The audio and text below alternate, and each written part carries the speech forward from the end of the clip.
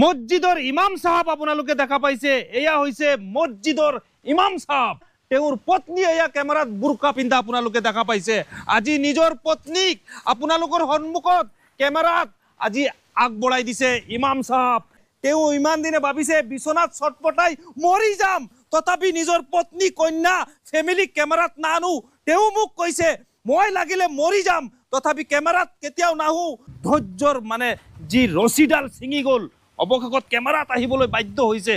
তেওঁ যদি সুস্থ থাকিলে হয় তেওঁ খতম থেৰাপি পঢ়ালে হয় খতম থেৰাপি মই কোৰানৰ হাফিজ হওঁ আলিম হওঁ কাৰিয়ানা পঢ়িছোঁ মই মছজিদত 5 বছৰমান ইমামতি কৰি আছিলোঁ আৰু মই কলকাতা গৈ এবছৰমান ফাউণ্ডেশ্যন থেকে চিকিৎসা কৰিছোঁ চিকিৎসা কৰি পেলাই মোৰ যিমান ধন পইচা আছিলে চব শেষ এতিয়া আৰু মোৰ উপায় নাই এই জাকাত ফিতৰা যিমান মানুহে দি আছে তেওঁলোকৰ মানে এটা অংশ মোক দিয়ে যাতে মই অপাৰেশ্যন কৰিবলৈ 4 লাখ টকা লাগে কলকাতাৰ ডাক্তৰে কৈছে 4 লাখ টকা হলে অপাৰেশ্যন হৈ যাব কেন্সাৰ ৰোগ আছিল ন মোৰ কেন্সাৰ হৈছে এই কন্যা সন্তান গৰাকীৰ ফালে চাই আপোনালোকে মৌলানাৰ গৰাকীৰ ভিডিঅ' গোটেই অসমত ভাইৰেল কৰি দিয়ক আপোনালোকে মাহমুদুল হাসান নামৰ স্কেনাৰ আছে স্ক্ৰিনত আপোনালোকে এইটো কিউআৰ কোডত আপোনালোকে সহায় কৰি দিয়ক নগাঁও ডিস্ট্ৰিক্ট দগাঁৱৰ এয়া হৈছে শালপাৰা বুলি যিখন সেই ঠাইত আহি আজি আমি স্পটত ভিডিঅ' বনাই আছো এতিয়া তেওঁ খোজ কাঢ়িব নোৱাৰে চলাফৰা কৰিব নোৱাৰে এয়া পাইপ লগাই পেচাব ইয়াতে তেওঁ কৰে আৰু বিছনাতে থাকে পত্নীয়ে আজিলৈকে এৰা নাই নিজৰ স্বামীক হাফিজ স্বামীগৰাকীক পত্নী এৰা নাই লগতে আছে পত্নী ইমান দিনৰ পৰা মানে বহুত হেৰেছমেণ্ট হৈ আছে তেওঁলোকৰ হেৰেছমেণ্ট বহুত কষ্ট কিমান কষ্ট হয় আপোনালোকে জানে আমার স্বামীর আজকে 2 বছর ধরে অনেক বেমার কিন্তু কলকাতা ট্রিটমেন্ট করা হয়েছে কিছু হয়েছে না তারপরে পয়সার জন্য আর নিতে পারি না আর রোজার আজকে 3 মাস 3-4 মাস আগে থেকে রান্না করে ভাই এমনি কিন্তু পয়সার জন্য কোনো চিকিৎসা করতে পারি না আর কলকাতাও নেবার পাই না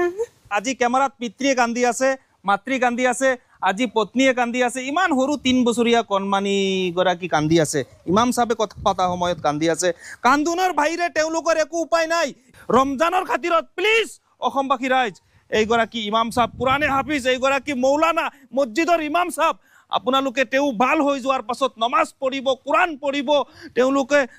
আপোনালোকৰ বাবে দোৱা কৰিব আপোনালোকে 5% 10% কেশবেক পাই যাব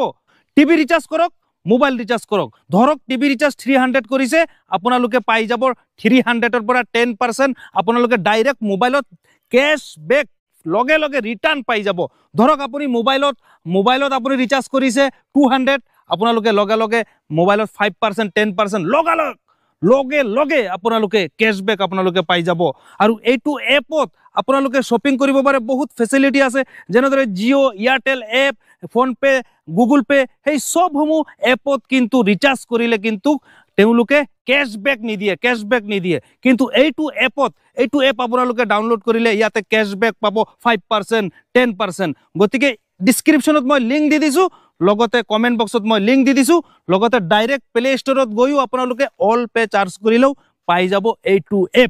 এইটো এপৰ নাম হৈছে অল পে মই মৌলানা গৰাকীৰ চেহেৰাৰ পালে এবাৰ আপোনালোকে চাওক মই কেমেৰা একেবাৰে ওচৰৰ পৰা দেখুৱাই দিম চেহেৰা চাওক ইমান সুন্দৰ চেহেৰা এই মৌলানা গৰাকীৰ ইমান সুন্দৰ দাড়ি আৰু ইমান সুন্দৰ এগৰাকী মৌলানা আজি বিপদত পৰি গ'ল প্লিজ অসমবাসী ৰাইজ যিমান মাদ্ৰাছাৰ ছাত্ৰ আছে যিমান আলিম উলামাসকল আছে আপোনালোকে সহায় কৰিব নোৱাৰিলো আজি আমাৰ নগাঁও ডিস্ট্ৰিক্টৰ দগাঁৱৰ শালপাৰাৰ এই মাহমুদুল হাসান নামৰ মৌলানা গৰাকীৰ ভিডিঅ' আপোনালোকে শ্বেয়াৰ কৰি দিব আৰু স্ক্ৰিনাৰ তেওঁৰ নিজৰ দিছো আৰু ভিডিঅ'টো আপলোড কৰিছো ৰফিক হুজাই বৰ্তমান মোৰ ৰফিক হুজাইৰ পেজত দিয়া হৈছে